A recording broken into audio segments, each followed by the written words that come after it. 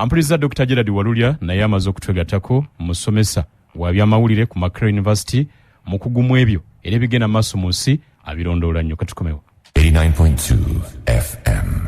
Program Kirizo Bagaana tutunuulira embeera egenda maaso mu lutalo mu ggwanga erya Iran olwawakuddwa Isirayiri ng'eri wamu ne Amerika.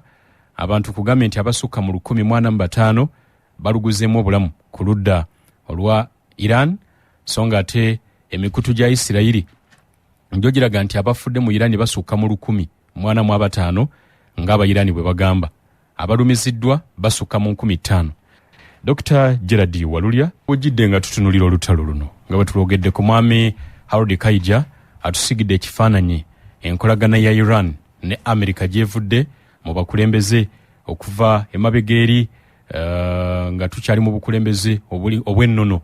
Amerika neyambako okujja okukyusa bano ne bayambako okukyusa okuva mu mbeera eri ey'emabega okudda mu bw'omukulembeze omusukkulumu. Bingi Amerika byesinga okwekwasa nti z'ensonga eza nyukiriya ezabaviiriddeko okulumba eggwanga erya Iran. Naye abaffe twebuuza nti ddala mu k'obuntu olutalo luno lwakulwanyisa nyukiriya oba lwekwese mu byenfuna? Olutalo luno ensonga ya nyukiriya newankubadde nga yekulembezeddwa naddala eggwanga lya Amerika ne Isirayiri, naye tukiraba nti olutalo luno okubaluka w'okwalwo kusukka ku nsonga ya nyukiriya. Tujjukire nti omwaka oguwedde wakati mu lutalo olwali lugenda mu maaso e Palestine, Isirayiri ne Amerika zeekubaana ne zikuba enfo za Irani ekyayogerwa nti kyagendererwamu kunafuya byuma ebyali bikola nyukiriya gwe baali balowooza nti yali atuuse ku ddaala ery'obulabe nga tebasobola kumukkiriza kweyongerayo. Kati mu kiseera ekyo Amerika yamatiza ensi nti Irani kati bamaze okugiraawa mu bya nyukiriya, n'olwekyo tekyalina busobozi bukola nyukiriya mu kiseera kino ekimpimpi. Naye tulaba nti kumpi n'omwaka teguyise ate bakomyewo batanudde olutalo olupya, ate olulabika nga lugenda kubeera lugazi okusinga n'omulundi guli bwe kyali. N'olwekyo ekisookera ddala nze olutalo luno ndulabanga mwami Kaija atukoze bulungi n'atulambululira ebyafaayo by'obukuubagano wakati wa Iran n'eggwanga lya Amerika n'amawanga amalala agali mu kyondo kya Buwalabu kino. Olutalo luno terugudde bugwi, wabula lubadde lubindabinda okumala ebbanga. Okuva mu bukulembeze obw'enjawulo naddala mu ggwanga lya Amerika, abakulembeze abatali interested nnyo mu byantalo bazze nga bawaliriza Iran okubaako ebintu byekkiriziganyako, basindikayo abalambula nyukiriya, kugamba nekireetawo embeera eri yadde tujjukira nnyo ku mulembe gw'Obama. Era Trump omulundi guno agambye nti Obama alinga eyawala Iran license okukola nyukiriya era senga tasitukiddeemu ensi ebadde eyolekedde akatyabaga. So kugamba eggwanga lya Iran limaze emyaka mingi nga liri kumbiranye n'eggwanga lya Amerika ne Isirayiri. Bw'oyogera ku Amerika, Isirayiri eringa muto wa Amerika. Kaana katambulira mu nkwano. Buli omu walinnya n'omulala walinnya. N'olwekyo eggwanga lino erya Iran lirudde nga liri mu target ya Amerika. Kati bino byabaddewo tuyinza okugamba bw'onoonya emmanduso y'olutalo luno tosobola kugiraba bulungi.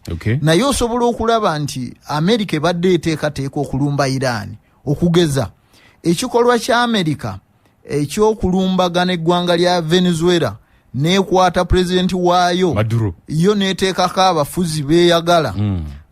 Kyali emu ku nteekateeka ez'okulumba Iran, kubanga Amerika yakimanya nti bw'ona alumba Iran ogenda kutaataaganya supply y'amafuta mu nsi yonna. Olw'okubanga Iran econtrolling amakubo agagaba amafuta, naye ate nayo nsimi y'amafuta. N'olwekyo ne bagamba katusooke tusekiwalingewo tuyinza okuddukira senga amafuta gaba gabuze side eri. So olutalo kwekulumba Venezuela. Kati olutalo luno engeri gyendulabamu ekisookera ddala, Amerika teyagala ggwanga lyonna litagikakkanira Okay. Kati olutalo luno ndulabanga lutalo lwa malala. Amerika eyagala kulaga lyanyi nepima motya buli atangondera ayina okuvunnama. Okay. Naye ebyembi olutalo bwe lujja luba lujjidde mwenna eyaluwakudde n'ataaluwakudde. Essaawa ya leero wenjogerera naalibadde ndi mu ggwanga lya Budaaki mwemu ku university gye babadde bampise. Mbadde nsimbula ku Mande naye natuuse olunaku olw'okusimbula nga tekikyasoboka airspace ya kata gye mbadde nina okuyita nzigale. Okay. Kati nekitegeeza sisobola kutambula. N'essaawa ya leero nateddeyo dde okusaba kwange mu b'ennyonyi banzirize ssente zange noonye engeri endala gye naatuuka gye mbadde ndaga. Okay. Kati eyo yeemu ndi omu kuba victims oba abakoseddwa mu lutalo no mu ngeri eyo. So nga ate n'engeri endala era nga bwe tujja okwongera ozogerako oziraba kubanga ensi yafuuka ng'ekyalo ekigwa ewa muliraanwawo naawe kikukosa. Dokita, enkola eno Amerika gyekola ey'okukwata ku bakulembeze nti bwerumba ensi kati bwolabanga Venezuela gye bakwata Maduro ne bamugjamu bwe bati balumbi eno basebusi mukulembeze ne bataataganya embeera kino kigenda kutukomyawo ekyo kitulaza bakwata ku mukulembeze. Kakati ekisookera ddala katusookera ddala ne ku ggwanga lya Iran. Iran lwaki olutalo lwayo naluyise lutalo lwa malala. Amerika ogibuuza bw'ojjako gavumenti eriko kikyozzaako tebalina kiddako. Yage nti bannansi bukwate ensi yammwe abakulembeze ababi tubatutte. Omukulembeze togenda n'olonda akuba bulooka. Abakulembeze wabaawo structures ezibazaala bazimbibwa. Kakati buli muntu aina obukulembeze tosobola kugamba olwaleero bwonsitula n'onzije wange gyensula n'ongamba ki Uganda kikino jangu okikulembe nsobola okukankana empale kubanga si kyembadde ndowooza.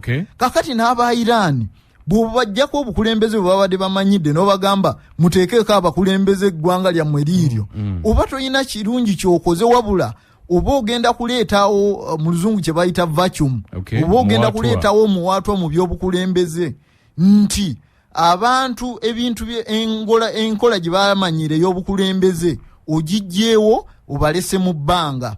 Ekyo kisobola okuvaamu ebintu bingi omuli obubiina obw'abatujju okutandika okumeruka nga buli sponsored oba nga buwagirwa amawanga ag'enjawulo agayina interest mu ggwanga lino. Kati n'olwekyo kyabulabe nnyo Amerika okugenda ng'ekuba wano ne wali bwesuula gavumenti eno bwesuula gavumenti eri yo ne yeeteerako oba oluusi beeyagadde ekyo tosobola kuteekako mukulembeze gwe weeyagalidde. Emirundi egisinga bw'oteekako gavumenti ennafu oba ogenda kumenya bakulemberwa kubanga enkomerero ya byonna tejja kuyimirira. Ekyo kiraba Somalia nga bwe bazze babumbirira gavumenti eyimirire naye nga tesobola kwetengerera kubanga teyazaalibwa mu ngeri erinakyo. Dokita, bw'otunuulira ensi Amerika gye zeeyita bw'otunuulira Iraq bye yakolayo neekuba olutalo okumala emyaka ne lukandaalirira bw'otunula Afghanistan kye baakola ne bakuba abatalibani ne eventually after ate emyaka 20 abatalibani bakomye bakutte gavumenti efuniramu Amerika kakati Libya ekyali Libya. Ekyo kyennyini kyengezaako okulaga nti Amerika olutalo luno olugenda mu maaso terugenda kubaako muwanguzi. Newankubadde nga Isirayiri oba Amerika esobola okujaganya nti abadde omukulembeze tumugjeeko oba ababadde abakulembeze tubajjeeko obwo si buwanguzi. Olutalo luno lugenda kuzaala ebizibu bingi lugenda kuzaala abanoonyi b'obubudamu abagenda ate okutawaanya ensi ze ezimu n'ensi endala ezibeetoolodde. Abantu kyeva olaba amawanga nga bayigira ku ebyo ebize bibaawo amawanga ga Bulaaya geepenya olutalo luno agasinga. Era wawulidde nga Prime Minister wa Bungereza ayogera n'agamba okusinziira ku bye twayigira ku lutalo lw'e Iraq tetusobola kuyingira mu lutalo lwe tulowooza nti terulina mu mateeka. Kakati n'olwekyo Amerika nga bwe nagambye nti kino kintu kya malala. Omuntu w'amalala asobola okukulumya okulooza nti akulumya oba n'agenda agula emmotoka ey'ebbeeyi naye enkomerero ya byonna n'abanga agiguze ku bbanja ate yasigadde mu bizibu. So kugamba America kino teyina bwegenda kukifunamu essaawa ya leero ng'oggyeko okweraga baba nateekako abasobola okukontrolinga amafuta ogazza mu mikono gyabwe kiba tekibakolera Kaijanga bw'atugambye nti singa bateekako abanaabawa amafuta ga Irani n'ebirala. Kati Irani bw'otunuulira ebyafaayo byayo si nnyangu yagamba nti njiwadde Kaija giddukanye w'ogimuweera n'ovaawo enkya bamugjawo n'olwekyo kino kyegoba tejja kukituukako.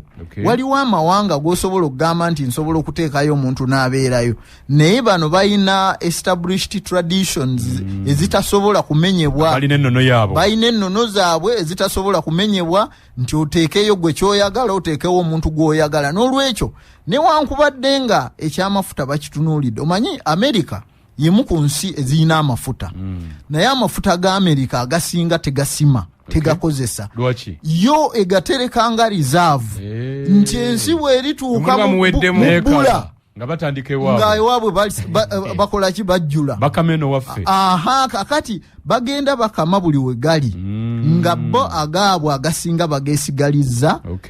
Ekirungi ono president aliko ebintu abyogera mu lwatu abalala babikwekanga naye kati akugamba nti tugenze Kongo twagalayo kino tugenze Egindi twagalayo kino wamuleka teno diru jali mu DRC yage bamuwadde kati yabawadde obukuumi abola n'abanalonda batadde yalese bakibanda kakati bakibanda ki kakati ekirala olutalo luno okubalukako kwalwo luyina nnyo akakwate ku kikula ky'abakulembeze abali mu buyinza mu Isirairi ne mu Amerika.